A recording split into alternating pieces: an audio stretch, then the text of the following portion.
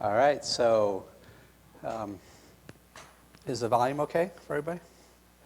All right. So welcome to Tech Talk with Thom Riley. That's me.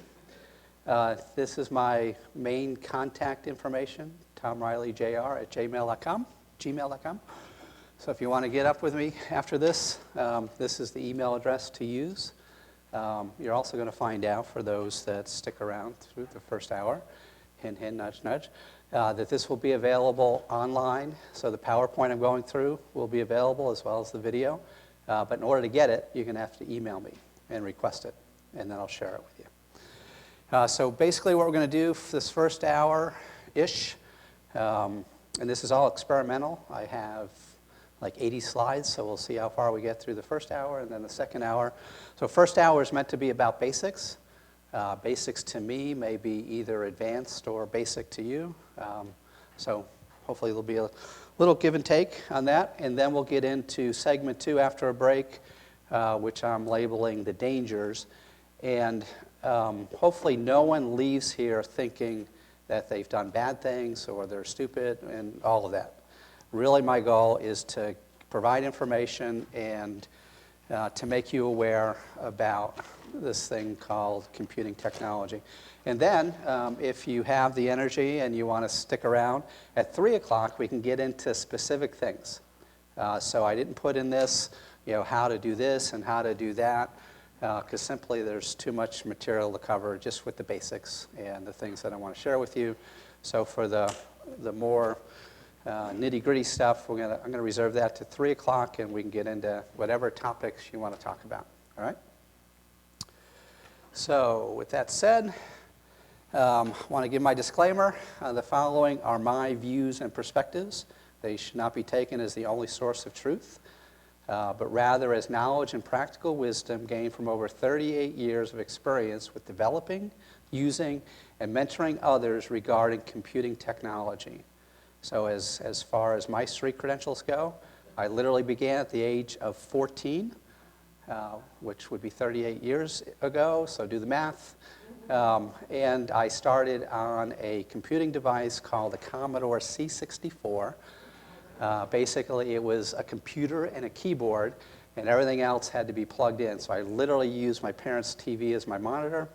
I used this little cassette deck to store my programs once I made enough money from my paper route to do that. So been involved with it for quite some time. This is the theme verse, Matthew 10:16. Behold, I send you out as sheep in the midst of wolves. And the wolves in this case will be the internet and all those things. The goal is so that you can be shrewd as serpents and innocent as doves. Most of us are innocent as doves. Some of us may not be as shrewd as we need to be as far as what we're doing with our technology. So this is my goal for the next few hours that we spend together. It's not about me. It's really, I want to give you information, and that will translate into knowledge. You take that knowledge, you make decisions based upon that knowledge, and that turns into wisdom. Now, we can have good wisdom, meaning you listened to the information, you really thought about it, and you're making decisions based upon that. Or we can also have negative experiences. But either way, it will yield wisdom if you really perk up and think about these things. So that's really my goal throughout this. Additionally, it is not implied in any way that I will fix your computer. Although the other disclaimer, I have been known to accept bribes of baked goods in order to do so. All right, so I'm not, asking to be your tech guy and all of that, but I'm also not going to be unavailable. And I guess the other thing I should say is most of this is based upon Windows. So we're going to talk, a lot of what I'm going to talk to you about is based upon the Windows computing platform. We're going to talk about tablets and phones and those kinds of things. I want to say 99.999% of what I'm telling you will also apply to the Mac operating system. So if you're a Mac user, same principles apply, but some of the specific things I'm going to go through are Windows-based. So, class participation. Give me some examples of technology that you use on a regular basis. Who wants to give it a go? What's that? Smartphone, yep. Technology, yep. What? A Nook, yep. iPad, iPods, yep. Anybody got a wearable? A smartwatch? Anybody have Bluetooth in your car? Okay, so that's technology. What about TVs? Do you stream? Do you have, and again, I'm not promoting anything, but do you have Time Warner and a DVR? Okay, and can you go to your channels and play shows that have played in the past? Yeah. So that is all technology, and it's pervasive in each of our lives, unless literally you don't have electricity. Because even electricity, many of you may not know this, but your electric company, monitors, you get these little love notes saying how well you're doing versus your neighbors and that kind of stuff, right?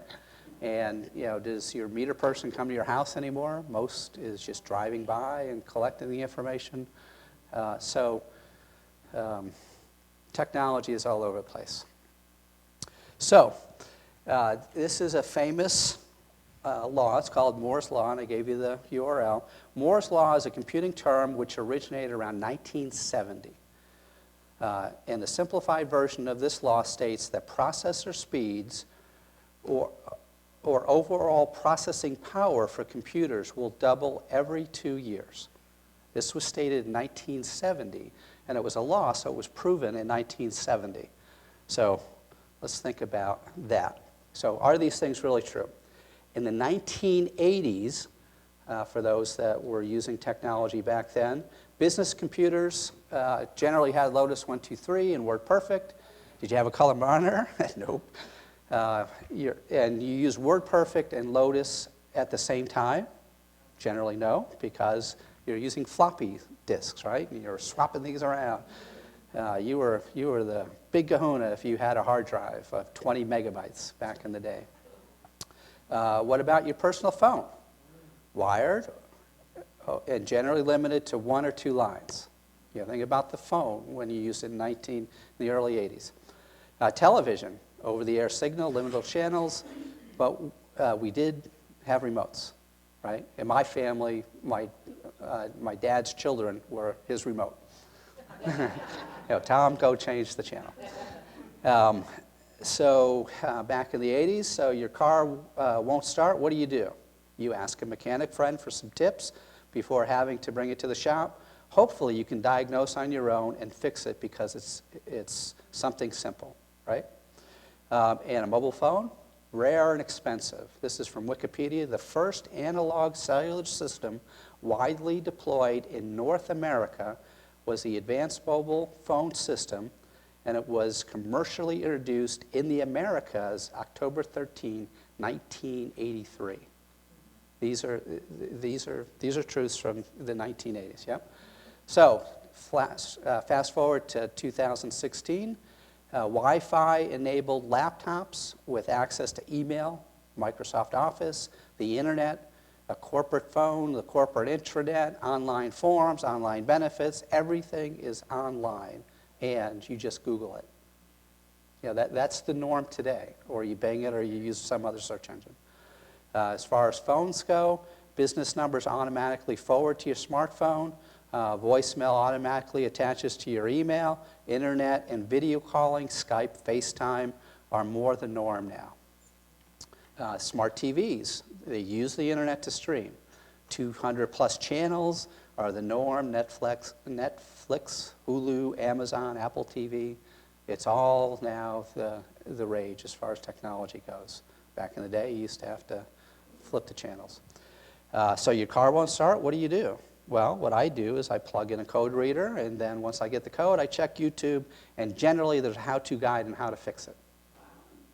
You can go today to YouTube, As recently as a month ago, I was trying to find out how to replace some headlight lenses in a car. Went to YouTube, had the model, and there was a video about how to do it. Saved me, hundreds of dollars of labor, and I did it myself. Amazon, $25. Again, I'm not endorsing anything, but and mobile phones, try smartphone. Most smartphones of today have more computing power, storage, and memory than supercomputers of the 1980s. So this thing that you have in your hand is more powerful than what we used to use to design buildings and put spaceships on the moon. It's in your hand today. So there's an example of the first cellular phone, to Donna's point. This is literally true. This is a picture of the guy who invented it and the phone that he invented. Flash forward to 2016. Young children are able to use more technology by just putting it in front of them than we had the ability to do in 1980s. So hopefully this part of the technology will work.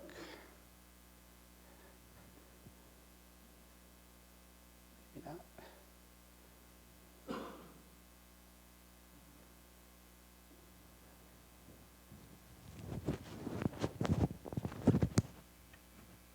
They love their technology, but can they figure out the gadgets she used to use? We'll see. I don't know. We'll see. First up is Juliet. She's 8 and loves rocking out with her MP3 player. Jonas Brothers. But can she still rock out when we take away the MP3 and show her a cassette tape? I don't know how to work this. Oh.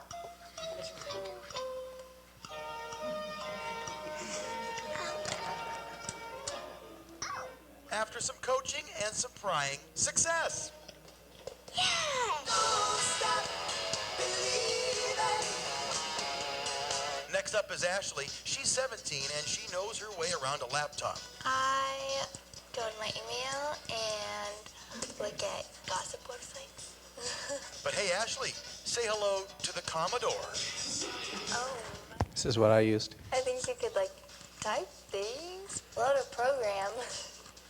Where?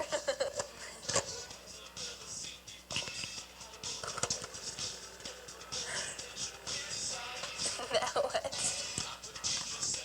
Oh, that's not what I meant to type. We can't show you what she wrote, but would she want something like this in her house? Probably not, because you wouldn't be able to use internet. Time now for the boys, 15-year-old Colton and 5-year-old Wyatt. They love their cutting-edge gaming systems. Xbox 360 and a PSP. Call of Duty and Red Dead Redemption. All right, fellas, time to leave the modern gaming behind. Meet the Atari 2600. That's crazy. Joystick. I don't know how to shoot. Oh, I got it. It's hard. It's crazy. Where am I? I think it's just me, bud. Oh, it's hard. Congrats, kids, you passed. And Mom feels like she taught the kids something about life in the good old 80s. Okay, so that was 1980. Anybody remember those? So, perspective. But really what I want you to get out of that is, so originally personal technology were tools that you used. And really think about this. Now more than ever, technology is designed to use you as much as you use it. So think about those two things. Back in the day, it was you were interacting with the technology, you had to figure things out. Now it's ubiquitous. You just pick it up and you use it. And sometimes you don't even know you're using technology.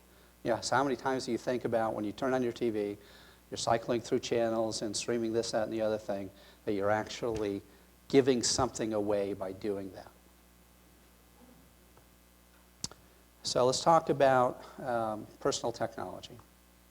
Did I mention it is not implied in any way that I will fix your computer? Okay, so Wisdom 1:1. make sure that you are running a modern operating system with automatic patching turned on.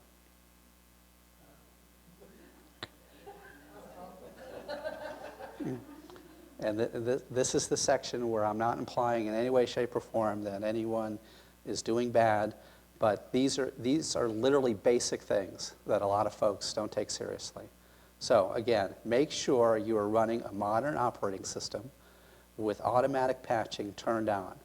So as far as Windows goes, if you're running anything less than Windows 7, you really need to think about that. And we'll talk in hour 2 about some of the reasons you really want to think about this. So if you're running Windows XP, I know a lot of folks think that, well, it just came with the machine, it's still working. We'll talk more about that. But this is a very basic thing that we need to understand. You need to be running a modern operating system with automatic patching turned on. So there's really 2 things about that. Do you get automatic updates, or do you have a little thing in the lower right of your screen that's always red, saying it didn't do something? Make sure you're running a modern virus and malware scanner with automatic updates turned on. And really, there's no excuse as far as if you're using Windows. Microsoft Security Essentials is free. It does a very adequate job of protecting your computer. But guess what? It is not supported on Windows XP. Windows XP cannot take patches anymore, and it can't run Security Essentials. Those 2 things should tell you something about why you don't want to run Windows XP. There's other popular solutions, including McAfee and Norton. There's a ton out there. So if the expense of a virus scanner and malware scanner is kind of prohibiting you from getting there, there's no excuse. Go to Microsoft.com, download and install Security Essentials if you aren't running a virus scanner today. And also make sure that it's taking automatic updates. Again, these days, software will tell you whether it's in a good state or not. Microsoft Security Essentials will be green if it's good, and it will be yellow if you haven't run a scan recently or don't have it set up to run automatic scans, and it will be red if it's not taking updates or patches at all. And hour 3, we can get into some of the specifics about how to check for these things. Again, these are basics that you really need to be doing. Wisdom 1.3, make sure you're running a modern browser with automatic patches turned on. So class participation, what's a browser? Who can give me an example of a browser? Chrome? What? Internet Explorer? Firefox, yep, Safari, yep. Yeah, so the other thing about browsers is how much time do you spend in your browser versus other software? And I would submit that you're more often on your browser these days than you are in other pieces of software. Because you're going to the internet, you're doing this, that, and the other thing. So more often than not, your browser is the primary piece of software that you're using. And so if you're using an outdated browser that isn't taking patches and updates, you're at risk. And that's why this is a basic. So you want to be using a modern browser and also allowing it to take updates. And again, we'll get into some of the specifics about how to do that later. Patches is the same thing as updates. A patch is adding or changing functionality within your software. So here are some common problems that you may be facing. So my computer takes a really long time to start up. My computer is running slow. The hard drive light seems to be on all of the time. So these are things that you want to think about, and you don't want to just discount. So if your computer is taking a really long time to start up, you should check the startup programs. And again, we'll be getting into this a little later on, and I'll show you how to do that. But with Windows in particular, there's a lot of things that happen before you actually get presented with your desktop. A bunch of programs load up, and this is also an avenue for where viruses and malware will get installed because they want to start up first so that they can do bad things to your computer. So if things are taking a really long time, that could be a sign that things aren't going good for you. If your computer is running slowly, you want to remove unused programs. Again, they could be installed as part of the startup. They could be running all the time and you don't need them. Another option to do if your computer is running slowly is to run a scan disk on your computer. Because over the course of time, as you install and delete and change, the computer storage, the hard drive, gets fragmented. So information gets put up all over the place, and as it gets fragmented, it takes longer for it to find stuff. And that could be another reason why your computer is running slowly. And the tools are already built into your computer today, to identify these things and to try to fix these things. If the hard drive light seems to be on all the time, couple things that could be happening. That could be a sign that your computer hard drive is actually having a physical problem. So think of a hard drive as a notepad, where everything that you're saving is on different pieces of paper. If one of those pieces of paper gets damaged, let's say the 10th piece of paper in your notebook is damaged, when it goes to try to get the data off that 10th piece of paper, it takes longer to do that. And if it gets even worse, it's not going to get that 10th piece of paper, and it simply won't be able to read it. So the hard drive will keep running and trying, and over time it will eventually start giving you errors. So there's ways to address that as well.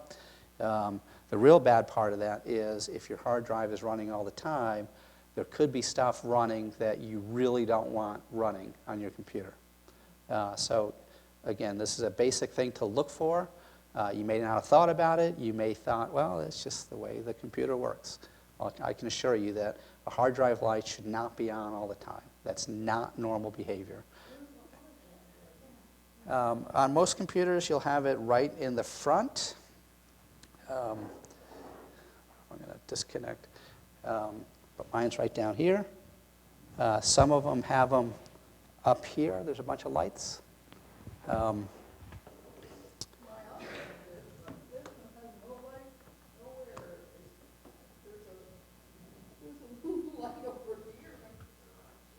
Okay, well, we can go through it later.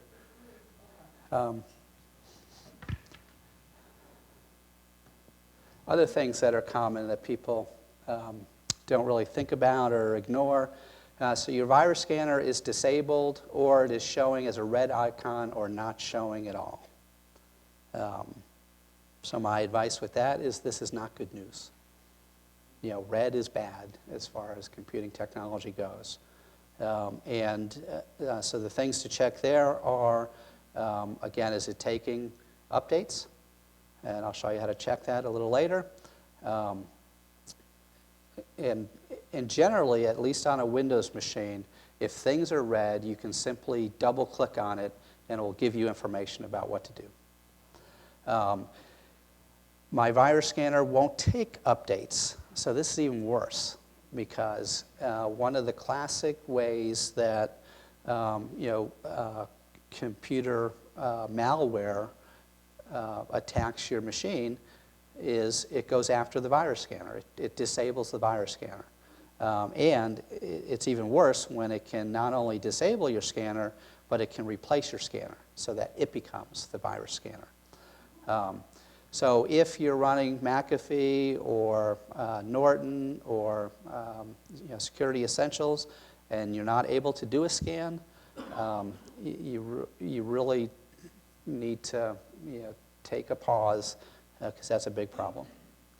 And then the other one that's a sure sign of you got a big problem is when you boot your computer, it goes into safe mode. Or randomly, it crashes and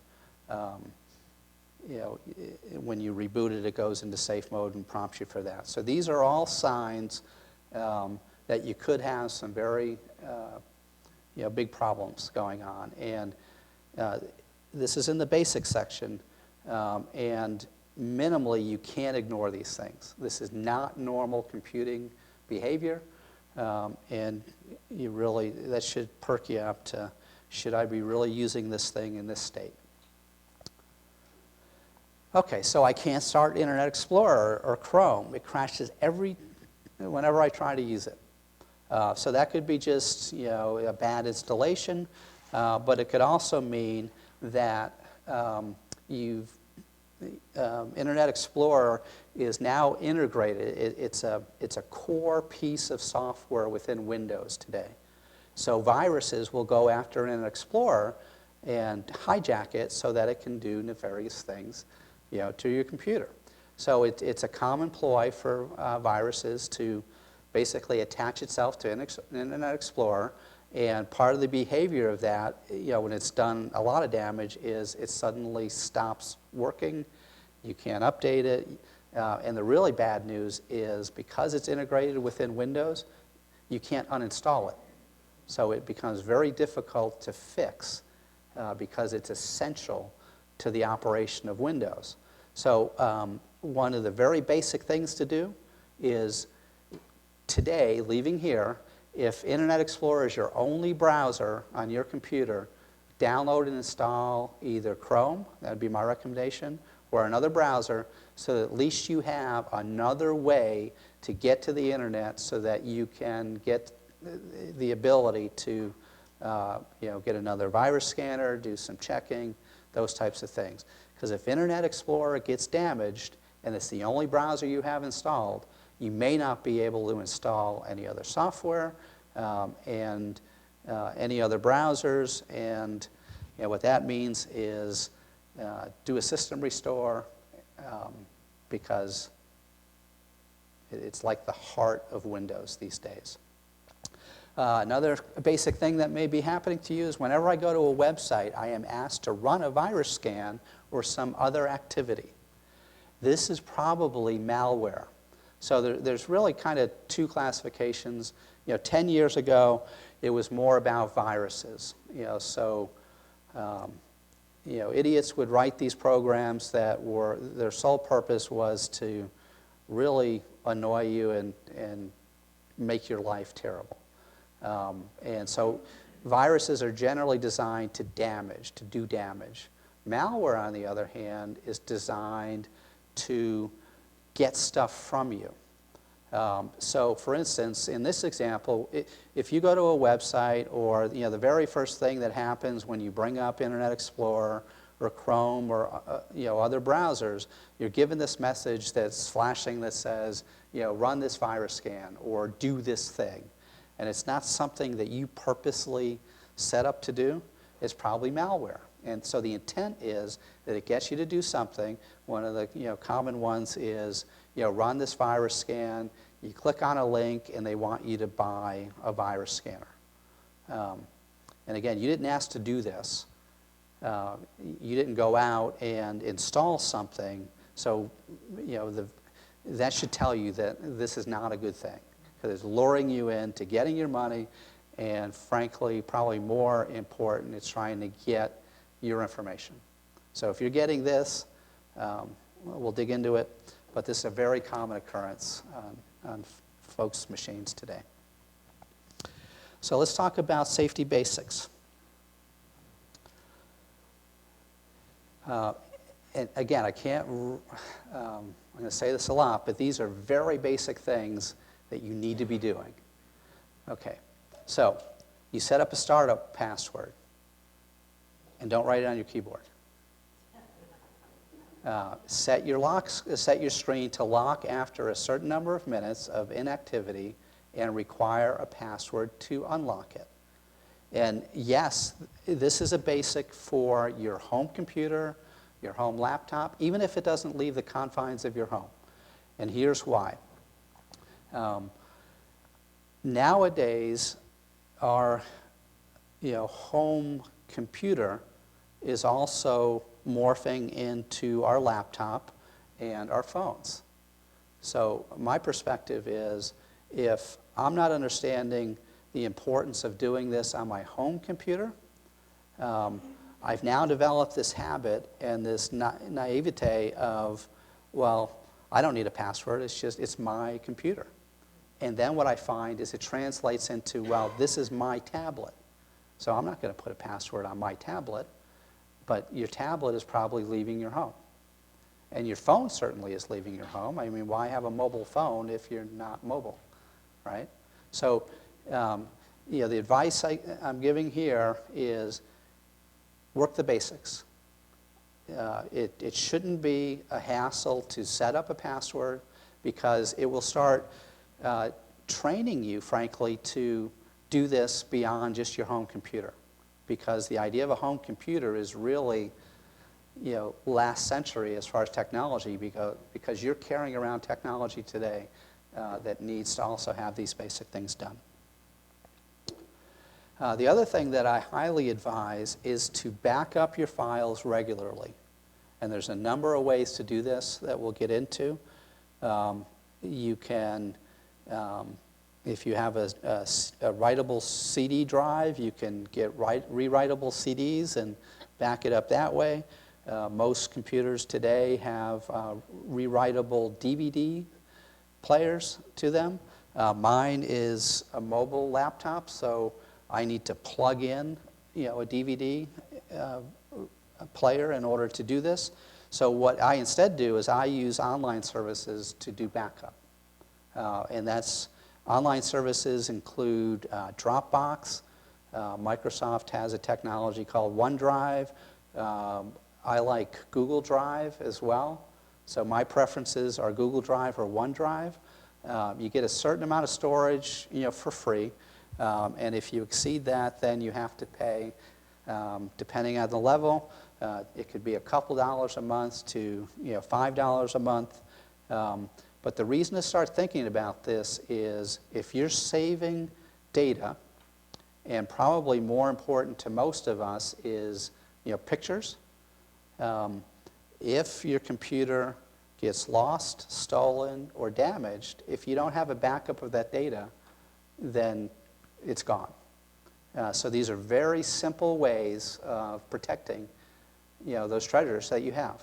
And frankly, again, in the second hour, it's also a way to protect it, and we'll get into how to better protect it. So, but minimally, think about backing up your files. You can do that manually, or there's ways to do that automatically, and we'll get into the automatic ways at the third hour if you're around. So wisdom 2.3, password protect important files. And you may think that that's hard these days, but it really isn't. So here's an example. So the very top of this is an example of a file. So this is my Word document when viewed using a program editor. Today, what comes installed free of charge on your Windows machine is a program called Notepad. So you could try this if you want. But run Notepad against a Word document that hasn't been password protected, and you'll be able to see information from that Word document. Or maybe you use, a Word document to store your passwords. Maybe you use Microsoft Excel to store your passwords. If you're not setting a password on that document, and I get that document, I have everything, I can view everything that's in that document with a tool that comes stock with your Windows machine today. So very easy, and this is, again, in the context of Microsoft Office. If you put a password on a document, a Word document, an Excel document, just put a password on it. If you're storing passwords or you have financial information in a document, just password protect it, and automatically it does this thing called encryption. So not only is it hard to get into, because you need to know the password in order to get into it, but the second section of the screen shows the same document, but now it's all gibberish. So encryption takes it and it translates it into non-human readable numbers and letters. And you need the key in order to reverse it so that it can be readable. So the idea here is if it's, and we'll see this further in, if it's personally identifiable to you, your name, your address, your phone number, social security number, things about you, it's considered personally identifiable information, PII, and you're storing it in a document, I highly suggest that you password protect it. You may be familiar with the term HIPAA, which is your medical information. It's now protected. It's protected information. And so I would advise, if you're storing medical information in documents, password protect those documents. And PCI, which is credit card information, you also want to do that. If you're storing credit card information in a document, please password protect it. Minimally do that. And it's already included in Microsoft Office.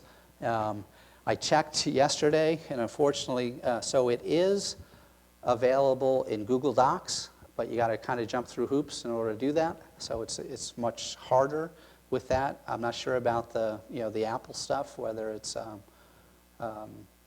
easily done within the Apple suite of tools, but Microsoft Office, if you save a document with a password, then it's going to be encrypted also, which is great news for you. All right, so wisdom 2.4, develop a password scheme that is easy for you to remember. And the reason you want it to be easy to use, or to remember it, is so that you actually use it, right? So the number one feedback I get is, I never remember my passwords. Well, develop a scheme to help you to remember your passwords. So here's some suggestions. Your password should be at least 8 characters long. 10 or more is much better. And you may be thinking, wow, I can't remember 4 characters. How am I ever going to get to 10? I'll show you some ways to think about these things. Passwords should be upper and lower case, numbers and special characters. So if you, and just think about this from a size perspective. So most of us know that the alphabet is 26 characters in length, right? So if you are only using lowercase character, the alphabet, you are saying that I get 26 tries to guess the first character. And then if I'm doing a 4-digit or 4-character password, I got to do this 26 times to the 4th power, 26 times 4, right? So eventually, I could figure out a 4-character password. You may think, well, you're not going to spend any time doing that. No, I wouldn't, but the computer program I wrote can easily do that in under a second. It can easily do that in under a second for an 8-character password. But if you then add uppercase to the scenario, it's now 26 to the 8th to the 26th. So now you've actually made it even longer for a password cracker in order to try to break it. You add to that special characters, and all of a sudden you go from 26 to the 8th to 52 to the 8th to 255 to the 8th. And by then, even password crackers can take a year to do that. And guess what? They're going on to somebody else's password because it's taken too long. These exist today. It's happening every second of the day. The reality is there's not only companies that do this for a living, but there's even governments that sponsor this because they want your information. Technology wants to use you these days. So again, these are basics. Get into passwords that are using at least 1 uppercase, some numbers, and some special characters. So here's some examples.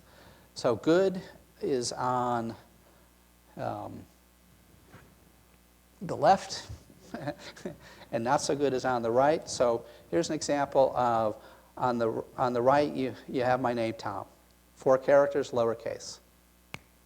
Just like that, we can figure it out. But now, on the left, I'm 8 characters, and I'm replacing the O with a 0. So I'm getting close to kind of the rule that I'm suggesting, that I'm using numbers now. So that's just a methodology that you want to think about. You start going down it. Well, I'm adhering to the 8-character rule on the right with Thom Riley, but there's no special characters or numbers. So why not? So the visual here, the thinking here is, for every word in my phrase, the first letter in that word is going to be a capital letter. It takes a little more time to type it, but when you start training yourself to do these things, it becomes second nature. So when I think Thom Riley, I'm going to think, I got to type an uppercase T, and I got to type an uppercase R, right? And I always replace an O with a 0 and an I with a 1. And these are just things that I've developed over the course of time that make sense to me. You may have other ways of doing the same thing. Very simple. It's a rule that I have, but these aren't my rules. These are just examples of rules. So the next one is, okay, I'm now doing the 10-character on the right? But it's still lowercase. Oh, I got a couple numbers. Well, let's make it a little better.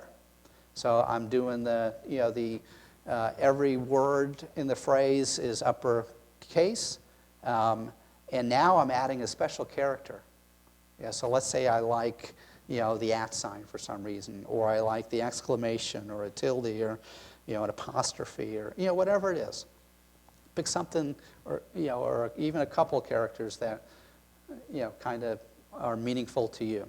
And then last but not least, you may want to pick a number sequence that makes sense to you, that is easily remembered.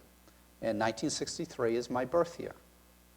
So, the example on the left, I'm following the uppercase, lowercase, adding some numbers, adding a special character, and my birth date. So now I've developed a rule that's easily remembered for myself. Hopefully I don't forget my birthday. But worst case, you can always go to the website and say, please email me my password. So these are just some things to think about. And again, this is in the basic section. We should all be doing this. If you're using lowercase, and it's even lowercase 8, then let me know, because I'm going to start monitoring your behavior online and grabbing your credit card information. Okay, so pick a phrase you'll easily remember. Stay away from easily found information about yourself. So for example, your full name, your date of birth, the last 4, your address, your phone number. Others can Google it too. So just try it. Go home and Google yourself. See just how much you didn't know about yourself that is out there, because it is.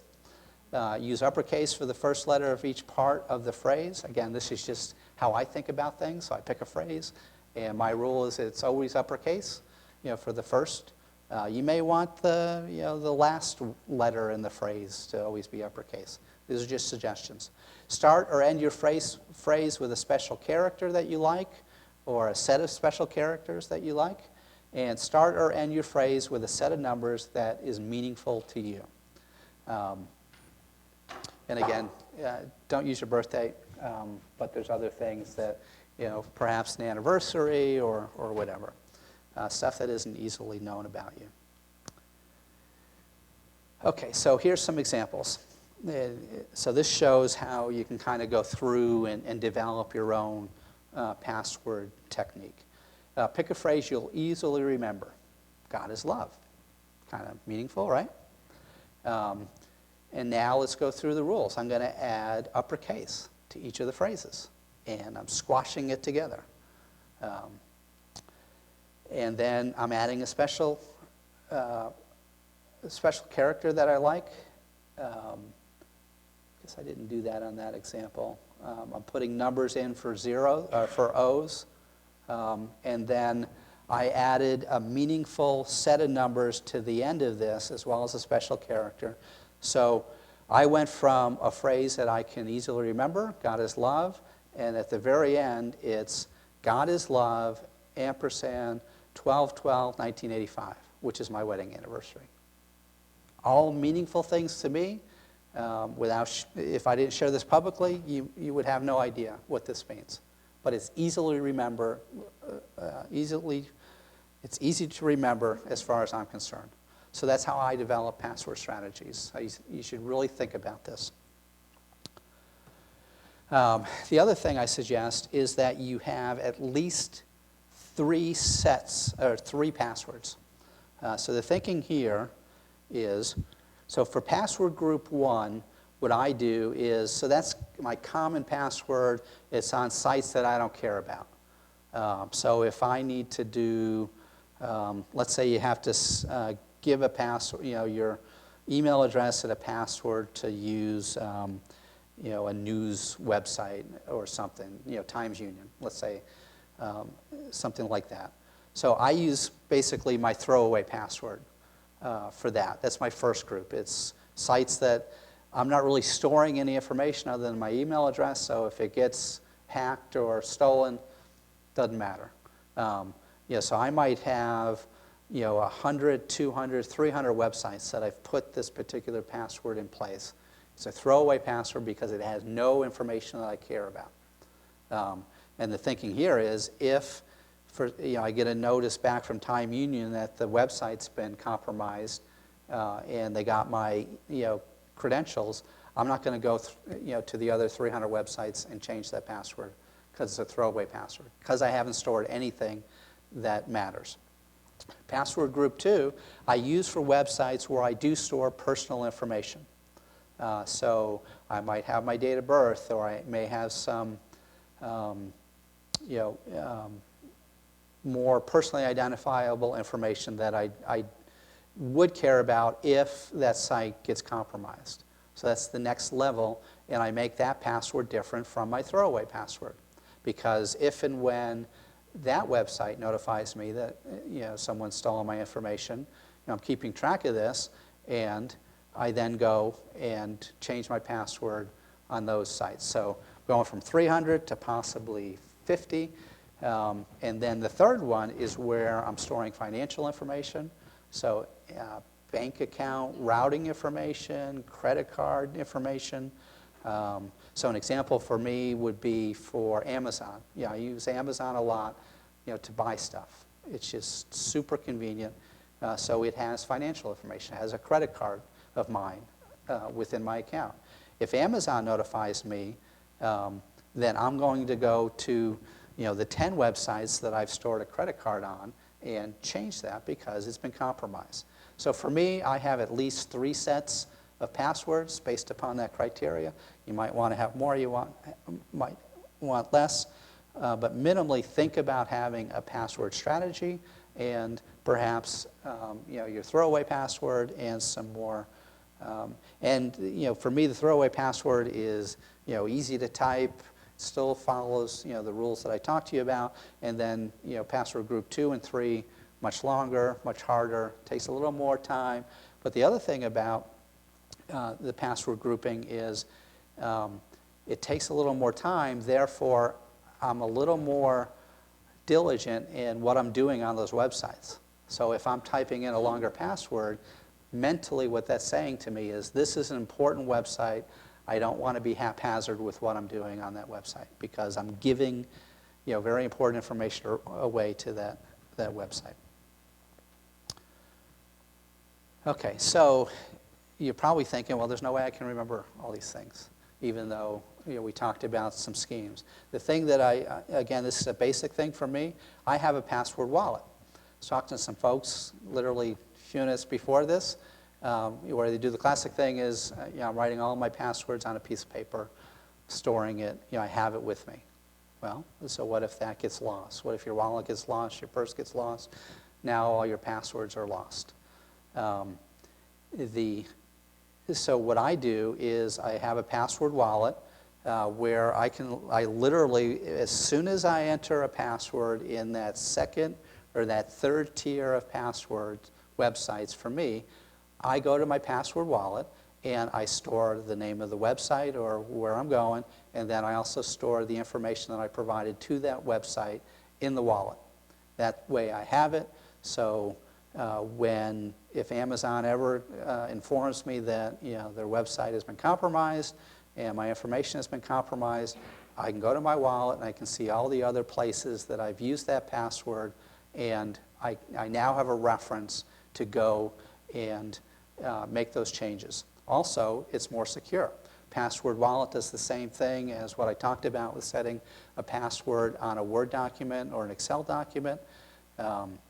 You want to use a strong password for the wallet, and it automatically encrypts it. So even if your wallet gets stolen, if you're following the rules of using a strong password, no one's going to be able to compromise it, and you're safe. You have the convenience of having it in a safe place.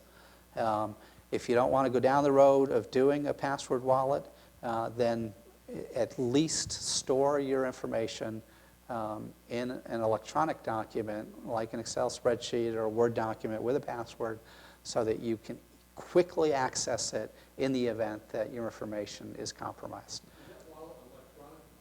Yep, so it's an electronic wallet. So I use a product called Splash ID, and I'll demonstrate this further into this. And the reason I use, the other reason I use a wallet is so I can access my passwords from my Windows machine. I can access it from my phone.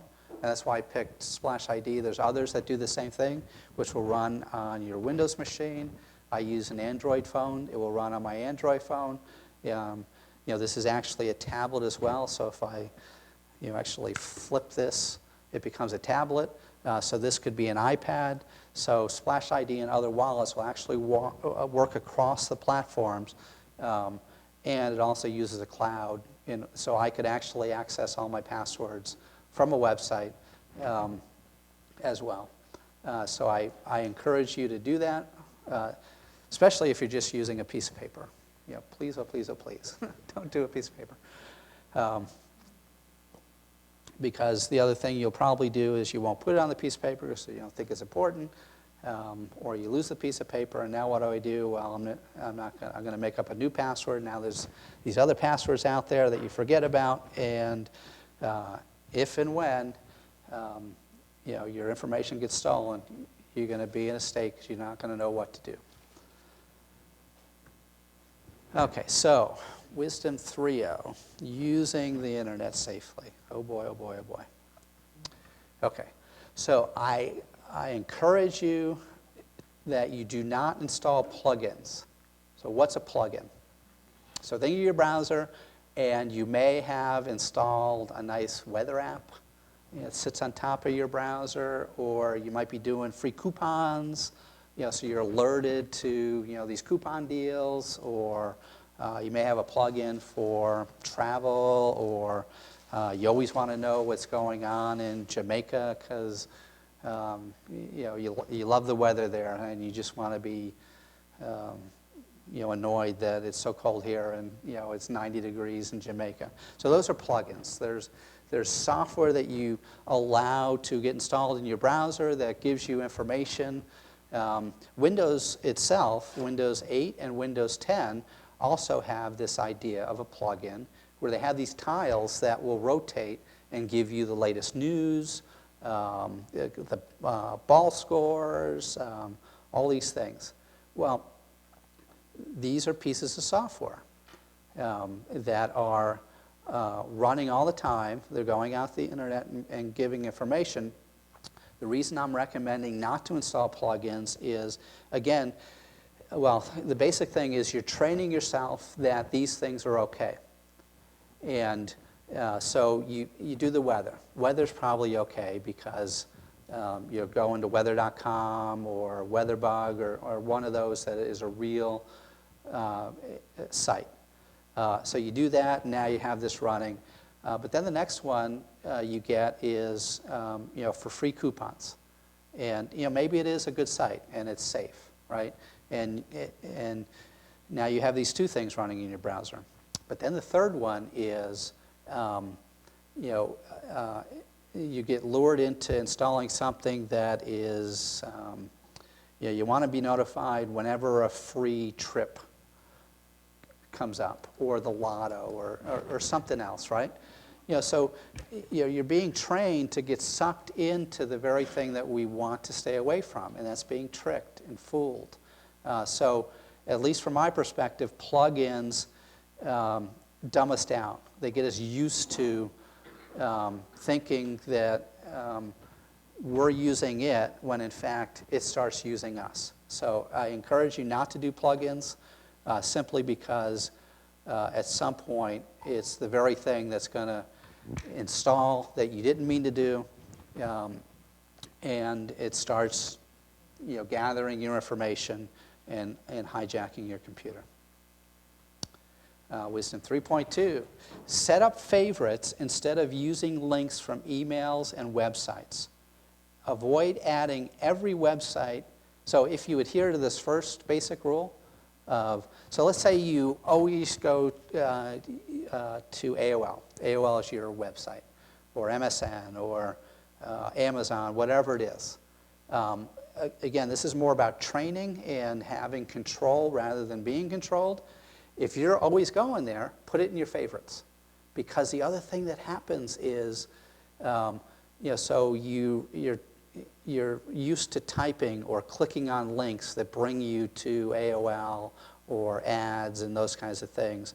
So now you're being led. You're being used by these other websites to do something, to take an action. Whereas you want to be in control. So favorites give you a control. Because what will start happening is you're going to get an email that says there's this great deal on Amazon. And you're going to click on it. And it's not going to bring you to Amazon. So part of it is if it's giving you a great deal on Amazon, you can visually check, but what I would submit is just go to Amazon from your favorites. And more important to me is, for my credit card site or my bank site, I always favorite those things because I don't want to get lured into going to a fake version of Chase.com or Citibank or Bank of America or my local credit union. That's what these scammers are doing. They're saying the majority of the country uses Chase or whatever. So you're going to get an email about Chase. Well, I use Chase, so I'm going to click on this. This looks like a great credit card deal or whatever. And it's not Chase. So what I do is I go to the favorite and I go to Chase, and if Chase is going to give me a deal, it's going to be right there available to me. So that's why I highly encourage you to think about using favorites and to avoid putting I don't want you leaving here and then every website I go to I'm just going to put on my favorites, because then you're going to stop doing it. Okay, so Wisdom 3.3. I recommend using the autosave password feature for non-financial accounts. What? Why would you do that? Why would you suggest saving passwords? That doesn't seem right. Well, here's the thing. It's with modern browsers, so remember the wisdom that we already talked about, and you're actually adhering to good passwords. This is actually, in my opinion, a better way to do things because you've given your credentials, they're good credentials, and if you're being prompted for your password, that's a pause to say, am I really where I should be? Because when I go to Amazon, I've saved my password. Amazon will prompt me for my password when I'm about to invoke a financial transaction. So websites, good websites, safe websites will actually prompt you for your credentials. But for everything else I do on Amazon, my password's stored, and I just go around Amazon, no harm, no foul. Whereas if you aren't using this feature, you're going to type it in, and you're going to think nothing of typing it in, because that's what you do all the time. And if you're doing it all the time, what I find is people stop thinking about that gate. I haven't given my permission. I'm always being asked for my permission, so then we get lazy in just, hey, these websites always ask me for my password. It's got to be the website I think I'm on. And we'll go through some of this stuff, but one letter, keying of a website, and you're a completely different place. You can do it with, well, here's a classic one that I learned in a very embarrassing way in 1996 when I was doing a presentation about our corporate intranet. Instead of going to whitehouse.gov I went to whitehouse.com. And since most of us are adults here, whitehouse.com is not anything to do with the White House government, the government of the United States. It's a vile site, and yet, so in my thinking, this is the whitehouse.com, and thankfully, I was quick enough on my feet to say, because I was presenting the safety aspects of using a website. So this very bad website came up, and I say, just like that. Instead of typing gov, you type com, and you're in a completely different. But I can assure you that AOL.com is the site that you mean to go to, right? But ALO.com it could be used by somebody else, and they could use it to fake AOL.com. They're going to prompt you for a username and password. You're going to type it in. It's going to respond like you expect, but now they know your account. They're alerted. They're now breaking into your AOL account, your real AOL account, and now they've hijacked your email and everything else that you're doing on AOL. So I don't know for a fact that ALO.com actually exists, but I do know for a fact that this is a common way of getting you. So that's why I encourage you to use favorites as well as storing your passwords, because you want to be challenged when you're on a site where you haven't specifically given your permission to have your information. Wisdom 3.4, do you know the difference between HTTP and HTTPS? Okay. Yep. So the S means secured, right? Which is now becoming the de facto, thankfully, on websites. And so the secure is about not only is the site secure, but your connection between you and the website is also encrypted, which is also very important. We'll talk more about that later. So don't ignore these warnings. So example of HTTPS in green, that's a good thing. And then if and when you see we're still using HTTPS, and it's showing HTTPS, but it really isn't as secure, so it's showing, this is a version of what Chrome does, IE does the same thing. It's telling you that although you are securely connected to the website, what it's also saying when you click on the HTTPS, the red one, gives you a little more information. And although the site itself is secure and is securing your information through a certificate, your connection to that website may not be secure. So if you're accessing that website from a public connection, me,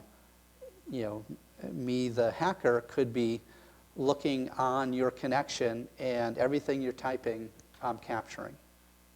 So if I was, a hacker, and we have a public connection here for our Wi-Fi, I could run some technology that everything you're doing, it's just siphoning it off, and I get to be you later on because I've captured everything that you just typed, your usernames, your passwords. So don't ignore red when you see red, even if it is HTTPS. And again, these are basic things. Wisdom 3.6, for financial sites that offer account alerts, use them. So for example, on chase.com, so I have a Chase credit card. This is something you need to do. It doesn't do it for you, but I send up account alerts. So if so there's stuff like if you can get an alert if your credit card is being used for an online purchase, if it's being used as a gas station. You can, in my particular account, I have it set up so that it will notify me if a purchase is over a certain amount, if a purchase is being used outside of the country. And I get an email and I get a text alert. So if your financial institution offers these things, I highly encourage you to use them. Set them up. Frankly, why not? Even if you're getting bombarded with alerts, I'd rather get bombarded than know 30 days from now that all these bad things have happened with my credit card. Yep. Yeah, look for account alerts. Bank of America, I know, has them. Well, all the big credit card companies have account alerts. Wisdom 3.7, be aware and cautious of online ads. Not all ads are created equal. So again, this is the norm. You get advertising all the time, and we're used to it, right? The right side, you always get ads, and you get all these pop-ups because of Google and Amazon and Yahoo and AOL. And we're getting trained to, just click on these things and go down a path. Just be cautious and aware that all online ads are not created equal. It's another avenue for hackers and nefarious people to set you up because they want to use you rather than you use the technology. So you just think twice about clicking through on ads. And I'm not saying don't use ads. They are valuable and meaningful. But when you do click through them, make sure you know where you're going. Just check. Am I where I thought I was going based upon what the ad said? And the other thing that they will do is they'll try to trick you into giving you information that you weren't expecting to give. You just want to be wise about these things. It's not, the adage that, there's nothing free. I have yet to find something that is really free in 38 years of using technology. For me, it literally doesn't exist. Got an email literally yesterday from a family member. Hey, check out, is this real? So I'm kind of the is this real guy, right? And it was about free solar panels, right? So, I faked all the information, and you get to the very last page, and what it is a free quote for solar panels, right? So, was the advertising true? Yes. But in order to get to the fourth page of finding out that it was just a free quote rather than free panels, I had to give my name, my address, my zip code, my email address, and I faked all those things out because I knew at the end of the day that it really wasn't going to be free. So why do ads follow me all over the internet? And how do they know what I like? Google is making billions of dollars by this activity.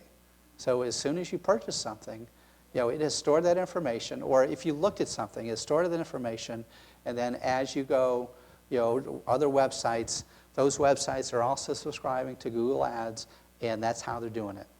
Because you went to AOL, you clicked on something, now you go to MSN or Times Union, they're all subscribing to Google. Why? Because they want to use you rather than you using the advertising.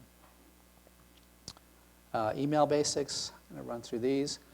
Build and maintain an email address book or a contact list. The reason you want to do that is this will help with spam filters and security. So you may be getting a bunch of junk mail, and by setting up contacts, the more modern email software packages, Outlook and Gmail and Google Inbox and those kinds of things, they actually look at your contact list first to determine whether it's spam or not.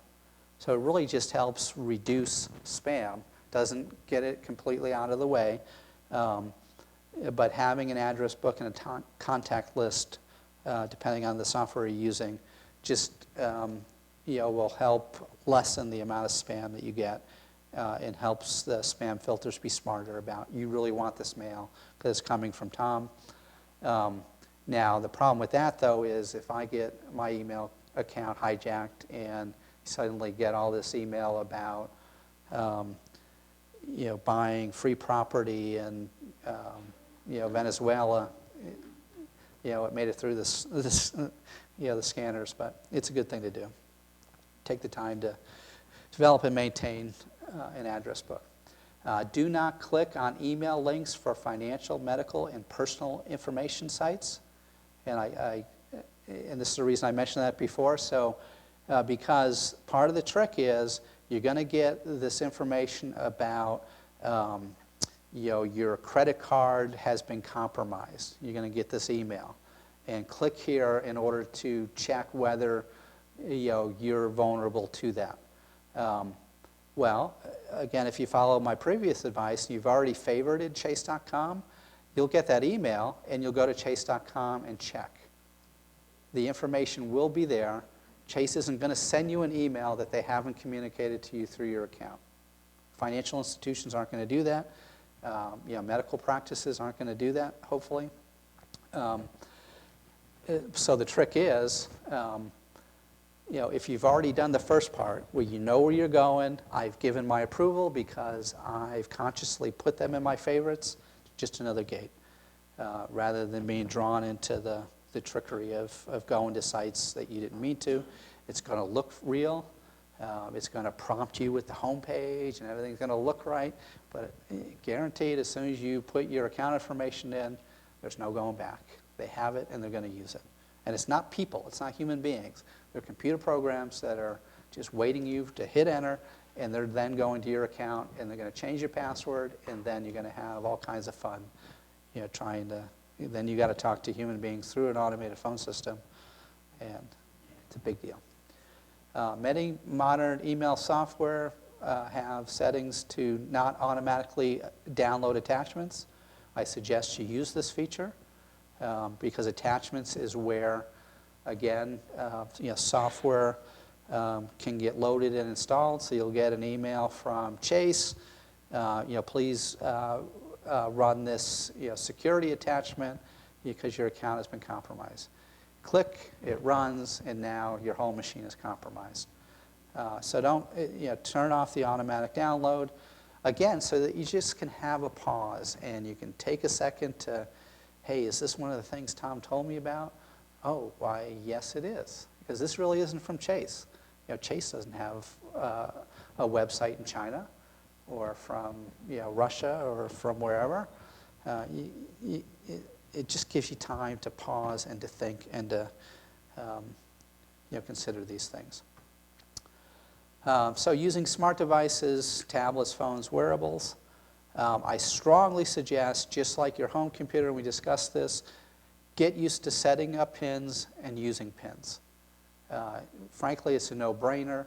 There's so many reasons why you need to do this, and basically it's because you want to get in the habit of, I know what I'm doing and I know what I'm using, rather than it using you. So a lot of phones and tablets these days give you a number of ways to do this. You can use a pin, you can use a pattern. An idea of a pattern. Use the first letter of your name or the last letter of your name. It's a pattern that is easily remembered. It's unique to you, and generally no one else is going to know it. You can also use facial recognition, fingerprints. I'm not really in favor of those things because they take too long and they're not consistent. Has been my experience. You're holding it up and it takes forever to do it. So guess what? You give up on it, and you don't even use a pin. So now you're even worse off than you were. So pins and patterns I'm in favor of. Fingerprints and facial recognition, not a big fan at the moment. Let's see. So we talked about that. Set up the auto lock feature on your device. Again, there's no reason not to do this because there's so much information in your device, and if you don't have a PIN and it's wide open, again, it's more about training yourself to do the basics. If you have the option, I suggest setting up the Find My Phone, Find My Device feature. As a parent, I do this because, frankly, it's just a good way to know where my children are and where their technology is. And the classic, Dad, I lost my phone. Well, guess what? We're now out, the money for the phone, right? That would be, the best case scenario. Worst case scenario is it was stolen. I didn't have a PIN. I have no way of getting anything back. It's just, it's a why not kind of thing. So iPhones, tablets, Androids, even Windows now has a Find My Device feature that I encourage you to check out and to use. Yeah, we can go through that in the third part of this. Again, this is basic stuff. I can't show you. I'm way over, actually. This was only supposed to be an hour. We're already over. Let's see. If your device has removable storage, mine does. It has an SD card. There's a setting where you can encrypt it. Because another thing is, you misplace your phone. Most smarter thieves know that they can't use the phone again because Verizon isn't going to let them, but they're going to take my SD card. If I didn't encrypt it, all my information is there for their taking. Again, it's a simple thing, so set up encryption on removable devices. If your device runs out of storage, before signing up for more online storage, you can, and you should, delete unused apps, delete email, especially those with attachments. Change your email retention settings. A lot of folks think they need 6 months of email on their devices. Set it for 2 weeks. I mean, come on, do you really need 6 months? Plug in your computer and move files that are, big files like pictures off to your computer. That will help. And for Apple devices, you may need to install an app on your computer to remove ghosted files from your Apple device. And we can discuss this more in the 3 o'clock. Unfortunately, and my wife has an iPhone, she kept getting this message about she's running out of space, doing the delete the apps and the email attachments and all of that still didn't free up the space. So there's some advanced things that you need to do to actually free up these ghosted files in order to free up the storage, because Apple's response will be, well, just give us more money so you can back it up to the cloud. And frankly, why do that? So that's our basics, and we'll go to the darker side in 10 minutes.